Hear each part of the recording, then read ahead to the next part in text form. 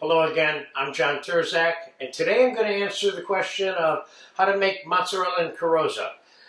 God only knows there's a dozen ways to do this. They all revolve around fried mozzarella as a sandwich, and that's what we're going to make today. Only with this one, we're going to add a little bit of our homemade oven-dried tomato, prosciutto, and basil inside the sandwich, okay? I'm going to start with some frozen square white sandwich bread.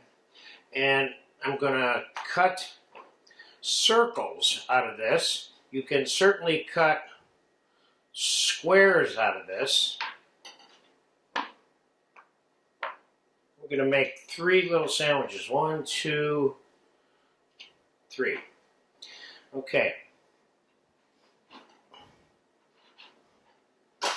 Normally, if you make this as a square, you're going to cut the crust off anyway. So this is another way of making it and cutting the crust off simultaneously. Now behind me I have some garlic olive oil. This is olive oil that I use to make whole roasted garlic cloves with for garlic puree and stuff, and I'm frying in it today. Makes perfect sense to me for add a little additional flavor to this sandwich and another little dimension. So won't be any need for any olive oil added to this because we're frying them in olive oil. So, all right, there's our bits, the base for the 3 sandwiches. Now let's start by putting a little bit of the homemade dried tomato in the bottom of 3 of these. You have a video for how to make your own oven-dried tomatoes, which is what these are. Don't need a lot, little piece. This is either an hors d'oeuvre, or you could certainly make a meal out of this. I think we're so used to seeing fried mozzarella. That's the dried version, of course. Now we're going to cut 1/4-inch thick slices of mozzarella here. We're making 3 sandwiches. We have 3 pieces of mozz. Now I'm going to make sure that this mozz fits on these sandwiches by trimming it.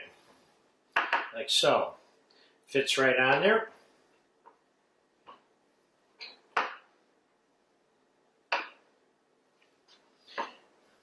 We don't have to worry about what's going to happen to the mozzarella trim, I can tell you that. Now we're going to take a basil leaf and put it in here, in each one of them. I wonder if that oil's getting hot enough to fry in. It's getting there. Oops. I wanted to flour this mozz because it has a tendency to get wet inside, and that flour helps dry it, keep it dry a little bit. Let's get our basil leaf on there. Now let's put I got a little half slice of prosciutto to put on top of that.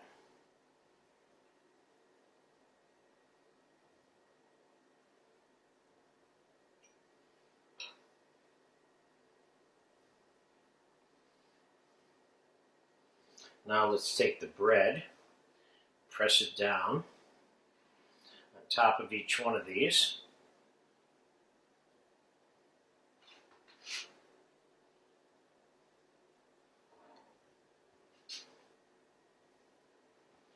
Pressing it kind of hard. I want to get this nice and packed down. It's nice and packed down right now. I'm going to egg wash this. Second.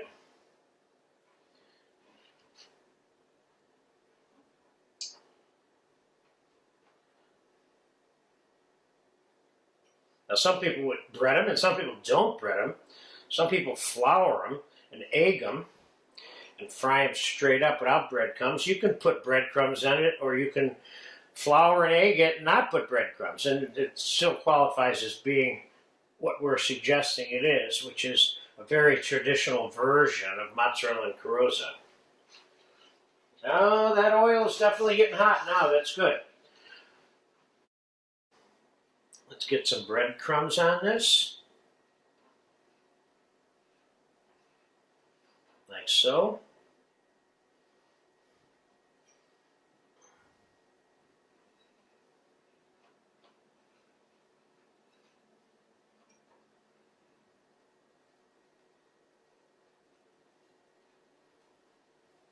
You can cut these in half after you fry them if you want. And that's what we're going to do with one of them at least, so we can take a good look at the inside.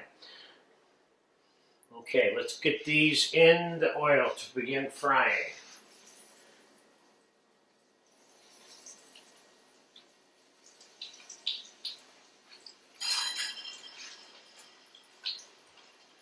Turn it down a little bit. It's doing good. 375, 350, 375 is the desired temperature of the oil.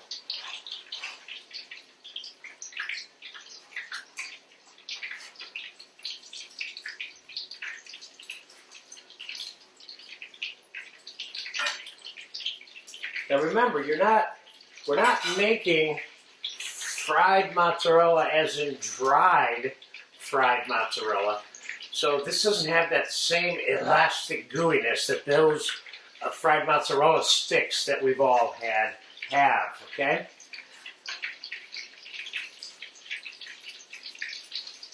Just turn those over so you can take a look at how they're doing. Can you see them?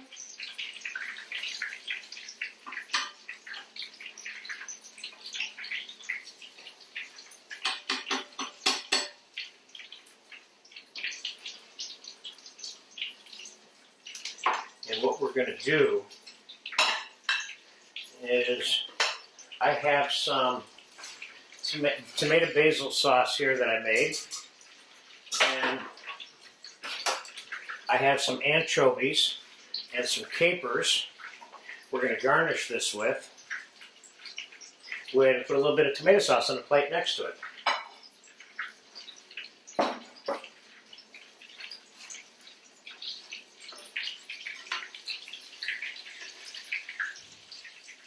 These look good. I'm going to turn this one back over. Could use a little more.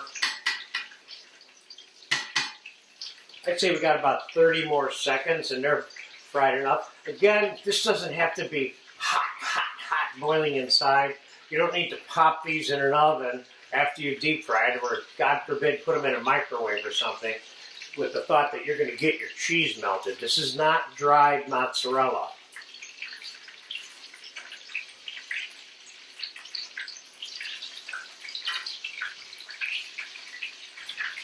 These look good. See that thin sandwich bread? Let's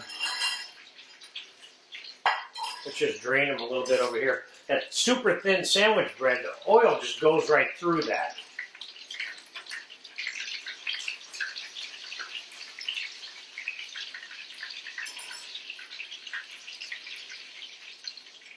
These look good. So these entire sandwiches are being made in real time in this particular video, which gives you a good idea of how long it takes to make them. Let's get them on the table. Let's put a little spoon of our tomato sauce on the plate. It's kind of optional. These don't have to have tomato sauce with them. But we're so used to eating our fried mozzarella like that here. And let's cut one of these in half so you can see what's going on the inside. That looks really, really good. And it's ready to go. Now I could keep cutting that. Now I've got little hors d'oeuvre bite-sized pieces. Let's just cut them all in half real quick. Lay them on here like this.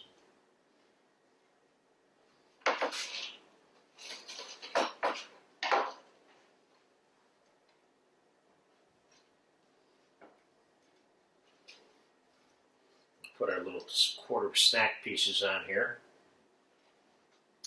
And let's put a few little anchovy fillets on here. That's pretty traditional for this to be served with.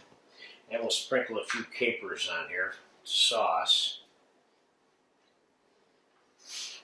And there you go, you're good to go. God, you know we're about to eat these as soon as this camera shuts off.